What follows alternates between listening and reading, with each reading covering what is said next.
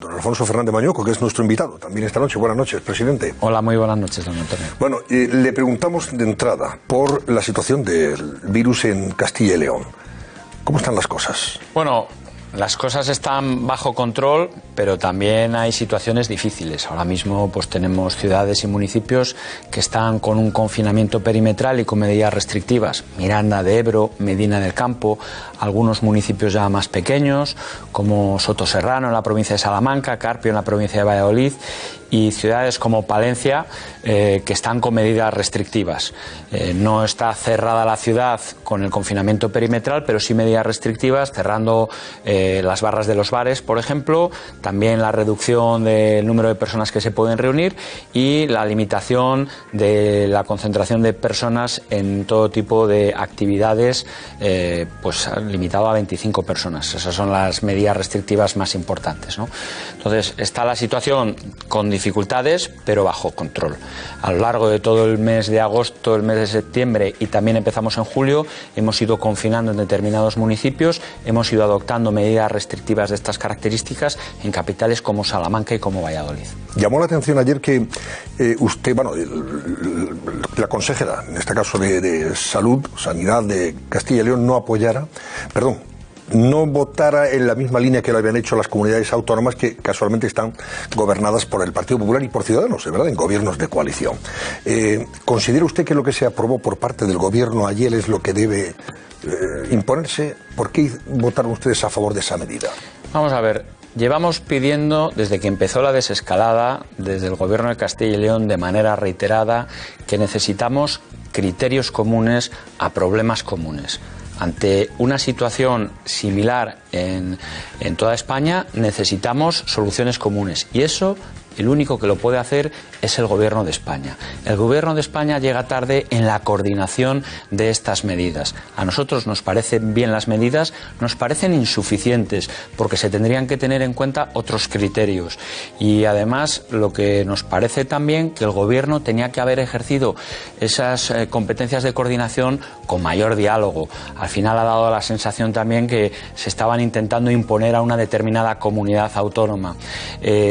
Creo que la salud requiere un esfuerzo de diálogo y yo le vuelvo a pedir al Gobierno de España que convoque de manera inmediata un Consejo Interterritorial para analizar otros criterios que le ha propuesto la Junta de Castilla y León. Por poner un ejemplo simple, no solo que se tengan en cuenta las camas de UCIs, sino las camas de hospitalización, para que se tengan en cuenta otros criterios, la seguridad en el transporte, que nos parece muy importante. Algo que ha pedido también la presidenta de la Comunidad Autónoma de Madrid, Isabel Díaz Ayuso, el control del aeropuerto de Barajas, el transporte colectivo entre Madrid, bueno, en toda España, aquellas personas que van a utilizar pues el AVE o otros desplazamientos que requiere el nombre y los apellidos, saber si esas personas son positivas o no, que se reduzca el aforo, que se utilice la mascarilla, que se prohíba la ingesta de alimentos en el transporte colectivo, por poner algún ejemplo. Por tanto, nosotros lo hemos apoyado porque entendíamos que la situación que vivimos desde Castilla y León era lo más adecuado pensando en el beneficio de las personas de nuestra tierra. Es lo que venimos pidiendo desde hace más de 4 meses y el Gobierno de España tenía que haber actuado antes y haber actuado también de otra manera.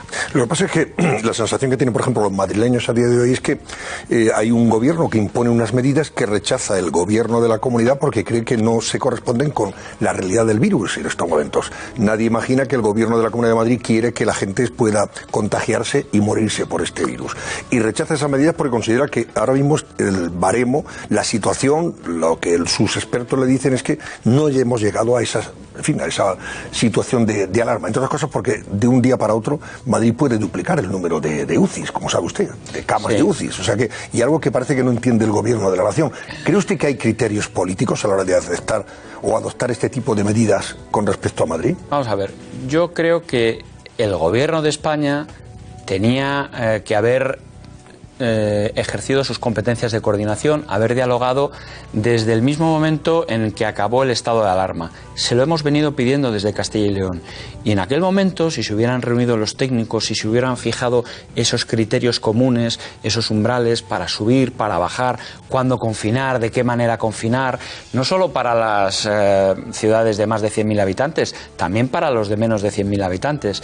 Esos criterios, en aquel momento que lo hubieran hecho los técnicos, no hubiera tenido la sensación que se puede tener en estos momentos, que tiene una intencionalidad política y partidaria. Cuando estamos hablando de la salud, la política tiene que quedar a un lado. Estamos hablando de cuestiones de vida o de muerte y, por tanto, ahí, desde Castilla y León, lo que hemos adoptado es el criterio de que la ciencia ayude a la política para tomar decisiones. A veces, cuando vemos algunas de las decisiones que ha trasladado el Gobierno, parece que lo que se está buscando es doblegar la posición de algunos gobiernos autonómicos. No era esa nuestra intención. Nuestra intención es, vuelvo a insistir, apostar por criterios comunes para resolver problemas como es no de la Comunidad Autónoma de Madrid, sino de toda España. Le preguntaba esto porque hoy precisamente el líder de su partido, Pablo Casado, precisamente ponía el acento en el hecho de que, hombre, esta forma de actuar contra Madrid, entiende él, por parte del ministro de Sanidad, es porque le viene bien como candidato que va a ser del Partido Socialista de Cataluña, entiende Pablo Casado. Atacar al PP para ser candidato en Cataluña, ese es el objetivo y la estrategia que está siguiendo. No sé si usted coincide con lo que dice Pablo Casado. Mire, Pablo Casado no solo es muy buen amigo mío, somos de la misma tierra, él nació en Palencia, yo nací en Salamanca, somos por tanto de Castilla y León, y además es el líder de mi partido, el presidente de mi partido, y tiene en ese sentido todo mi apoyo y toda mi confianza en estos planteamientos que usted me ha mencionado y en todos los planteamientos. Ahí tiene mi respaldo y mi apoyo total y absoluto. Señor Mañueco, usted estuvo ayer, su consejera de Sanidad estuvo ayer en ese Consejo Interterritorial, y vamos al laberinto jurídico que se ha montado desde ayer por la tarde. Sale ella diciendo que esas medidas son de obligado cumplimiento, sale después Escudero, el consejero de Sanidad de Madrid, diciendo que no van a cumplirlas, que van a recurrir a la Audiencia Nacional, han dicho hoy, y usted incluso ha dicho en una entrevista hoy que dudaba si se tenían o no que cumplir. ¿Qué sucede de fondo? ¿A qué artículo hay que agarrarse? ¿Son de obligado cumplimiento o no? Porque los ciudadanos, le puedo asegurar que estamos todos muy perdidos. Y confundidos. Sí. Bueno, esta mañana, efectivamente, en una entrevista de radio, antes de la entrevista que me hicieron a mí, hablaba un catedrático de Derecho Constitucional y hablaba de gran confusión jurídica, ¿no? Y efectivamente, yo creo que hay una gran confusión jurídica. Yo creo que hay algo fundamental. En el Estado autonómico en el que vivimos, tiene dos motores. Un corazón tiene dos partes. Bueno, pues el gobierno central y las comunidades autónomas. No tiene sentido que se intente imponer a un gobierno autonómico unos planteamientos, porque luego es el gobierno autonómico el que lo tiene que llevar a la práctica. Y ahí es donde yo creo que al gobierno de España le ha faltado diálogo y cintura para negociar, para pactar las medidas, no con la Comunidad Autónoma de Madrid, con todas las comunidades autónomas. Y aquí yo tengo que romper una lanza en favor de todos los responsables públicos. Yo creo que cada uno, en su planteamiento, independientemente de lo que haya votado ayer, están pensando en lo mejor para las personas de su tierra, de su territorio, bajo su responsabilidad, ¿no? Y por tanto, yo creo que esa confusión jurídica la tiene que aclarar y precisar. Es verdad que esta tarde la presidenta de la Comunidad Autónoma de Madrid ha dicho que, por supuesto, va a acatar, sin perjuicio de que vaya a recurrir para que se clarifique por los tribunales de justicia cómo se tienen que hacer en el futuro estas cosas, porque es algo inédito, pero que también va a acatar y va a colaborar con el Gobierno de España. Yo creo que es un planteamiento muy positivo de Isabel Díaz Ayuso. Está en contra del planteamiento del Gobierno de España, pero lo acata, lo respeta, lo recurrirá en los tribunales de justicia, que determinarán lo que tengan que determinar, pero que va a colaborar con el Gobierno de España, a diferencia de otras imágenes que estamos viendo de otros territorios tan queridos para todos y especialmente para mí, ¿no? Yo creo que eso es una postura de responsabilidad constitucional y de lo que es ese Estado autonómico en el que vivimos. Tenemos que entendernos, tenemos que dialogar, tenemos que colaborar, autonomías y Gobierno de España. Nos acaba de contar que están confinadas pues algunas localidades como Miranda del Ebro, Medina del Campo, algunos municipios un poco más pequeños, pero también le han pedido al Gobierno de Sánchez herramientas legales para que ustedes puedan controlar la pandemia. ¿A qué herramientas se refiere?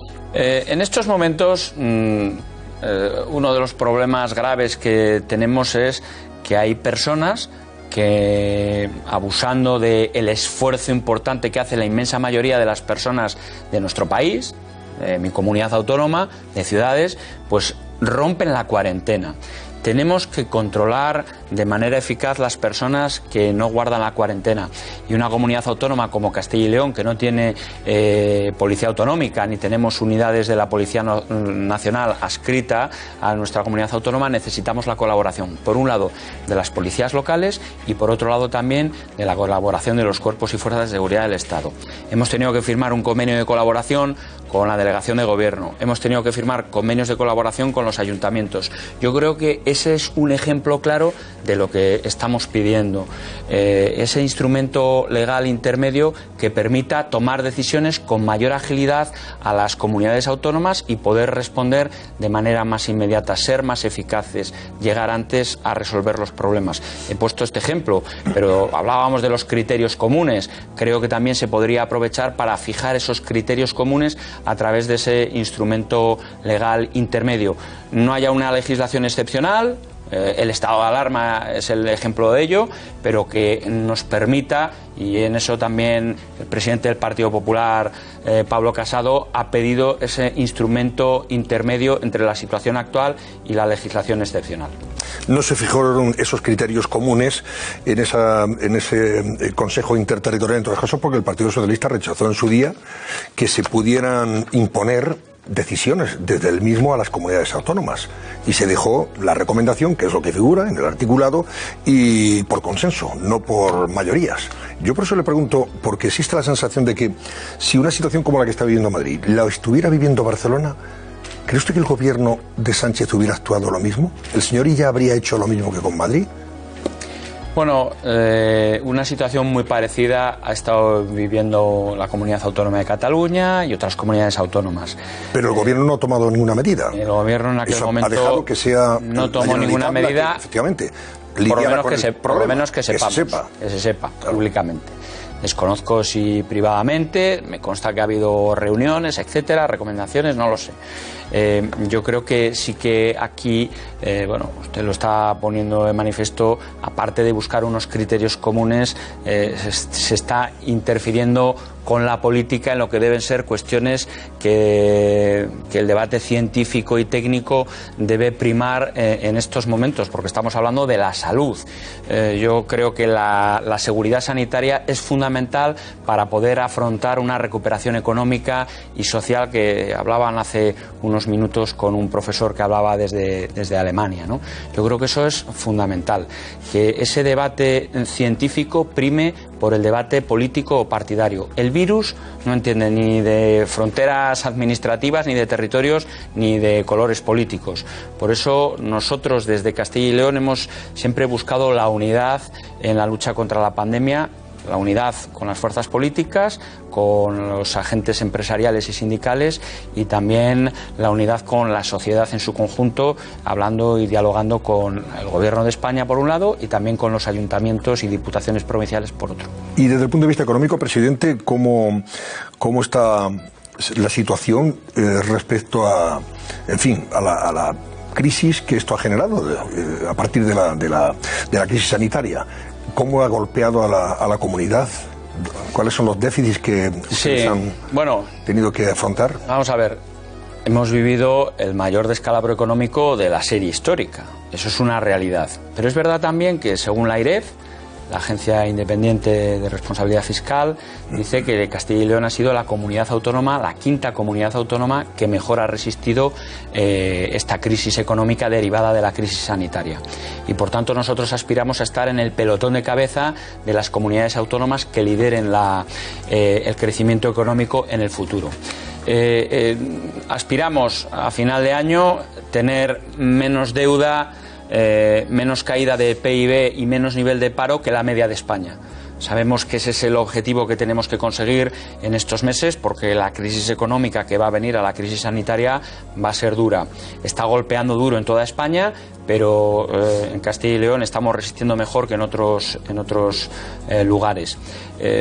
Creo que el Gobierno de España debe plantear debe convocar cuanto antes el Consejo de Política Fiscal y Financiera para establecer cuáles son los criterios que tiene de política económica de futuro, no solo en el Parlamento, sino también con las comunidades autónomas. Es imprescindible que se nos garantice las entregas a cuenta. La gente dirá, ¿qué son las entregas a cuenta? Pues los ingresos que reciben las comunidades autónomas. 2 de cada 3 euros que tienen las comunidades autónomas para invertir vienen de las arcas del Estado. También necesitamos que se nos flexibilicen los criterios de déficit. En esta crisis o se sale subiendo impuestos, que consideramos que es muy complicado, haciendo ajustes que es muy difícil porque hemos tenido que incrementar en miles de personas en el sector sanitario, en el educativo, en el social, en el de empleo, creación de empleo. Por tanto, la vía que nos queda es la del endeudamiento. ¿Endeudamiento para qué? Para crear actividad productiva y crear empleo. Eso es lo que queremos y eso es lo que nos gustaría escuchar en los próximos días del Gobierno de España. Los ERTE, vamos a hablar de los trabajadores también de Castilla y León, se amplían hasta el 31 de enero. ¿Cómo está golpeando al mercado laboral esta pandemia y cómo tiene ese pulmón hasta el 31 de enero Castilla y León? Bueno, creo que es una medida positiva que los ERTE se amplíen hasta el 31 de enero. El sector servicios, tenemos fundamentalmente 3 sectores fundamentales: el industrial vinculado a la automoción, la industria agroalimentaria y el sector primario. Hemos tenido la segunda mejor cosecha de los últimos 35 años, algo muy importante, y se está demostrando que el sector primario, los profesionales del campo, agricultores y ganaderos, ahora más que nunca son estratégicos en nuestra comunidad autónoma y en nuestro país. Y también consideramos el sector servicio, digamos, es la tercera pata. Ahí se está resintiendo claramente en la hostelería, en el comercio y en otras actividades. Es complicado. Es verdad que hemos tenido un buen verano, en turismo rural seguimos siendo líderes, hemos tenido una ocupación importante, y en turismo interior también, en las capitales y en las grandes ciudades también hemos tenido una ocupación importante del turismo. El mes de septiembre ha sido más complicado porque es cuando han empezado los brotes, los rebrotes en toda España y también en Castilla y León. Lo que queremos es que de cara al futuro dar un impulso económico para que entre todos seamos capaces de relanzar la actividad económica de cara al año 2021. Entendemos que este año va a ser complicado, los ERTEs están siendo, como digo, un balón de oxígeno, estamos haciendo un esfuerzo para la protección del empleo y sobre todo ayudar a las empresas a ganar tiempo, a ver si el Gobierno plantea unos presupuestos y si somos capaces de tener una planificación económica que permita ver la luz a partir del 2021. Decía usted antes, señor Fernández Mañueco, que subir impuestos no es lo que ahora toca, o considera usted que no es una de las salidas o soluciones. Desde el punto de vista impositivo, fiscal, ¿cuál es su planteamiento? ¿Cree usted que se deberían bajar los impuestos en estos momentos? La Comunidad de Madrid ya sabe que apostó por ello en su debate sobre el estado de la región. ¿Se puede llevar una bajada de impuestos en estas circunstancias? ¿Usted sería favorable, por ejemplo? Sí, vamos a ver. Sobre el debate de los impuestos, entiendo que no hay que subirlos. Eso es nuestro compromiso, no subir los impuestos. Nosotros tenemos una política fiscal moderada e inteligente. Después de la Comunidad de Madrid, respecto de la política impositiva a familias, somos, me parece, la segunda comunidad autónoma que mejor fiscalidad tiene.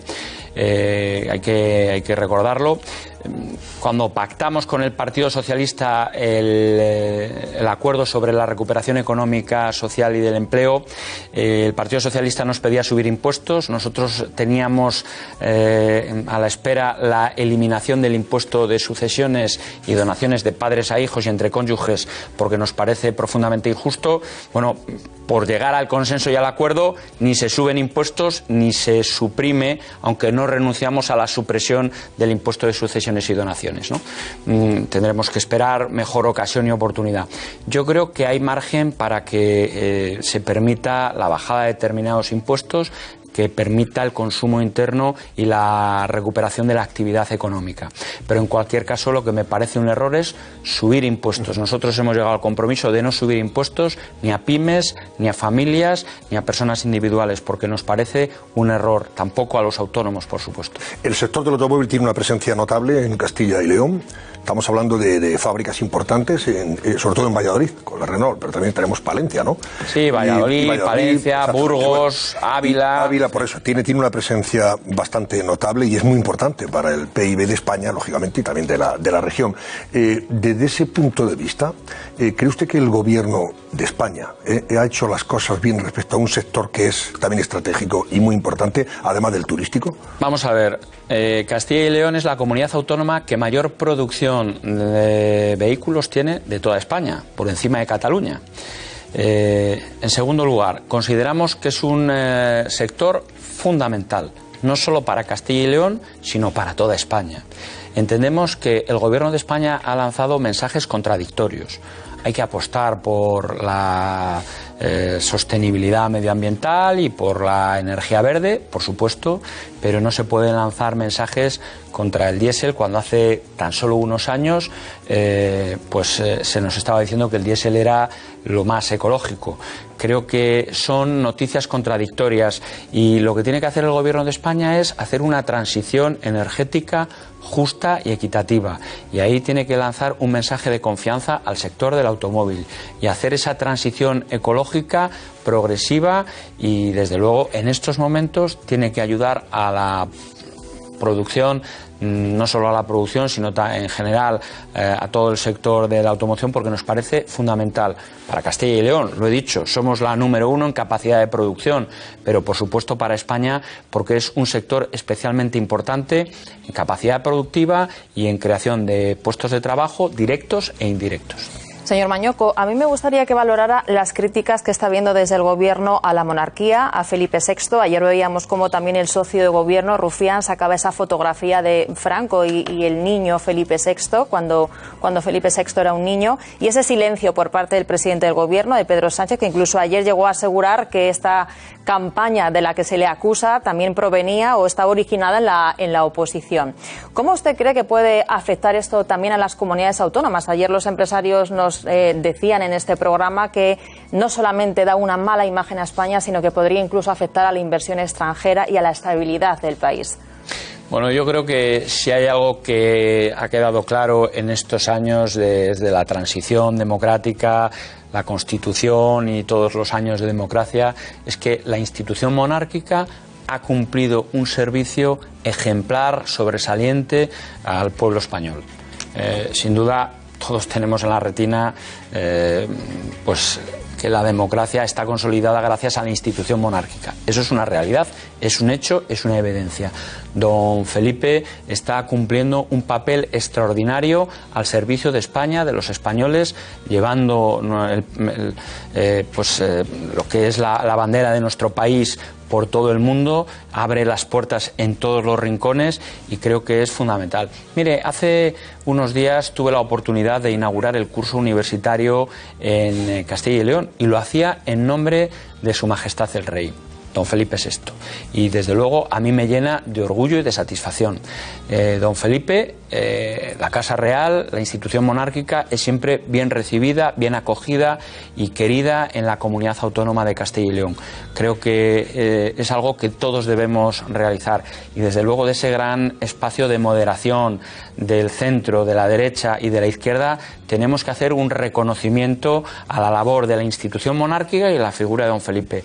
Me van a permitir que recuerde las palabras del señor don Felipe González, un destacado dirigente de nuestro país, de izquierda, socialista, muchos años presidente de gobierno, haciendo desde luego una defensa clara de una institución, de la institución monárquica, reconocida en el Pacto Constitucional, en la Constitución española, una monarquía constitucional y democrática. Eso es lo que tenemos que defender todos los españoles, y a mí es lo que me gustaría que hicieran las personas que desde las distintas posiciones ideológicas, que están en la moderación, en el centro, en la derecha y en la izquierda, por supuesto. El problema es que los ataques parten desde el propio gobierno.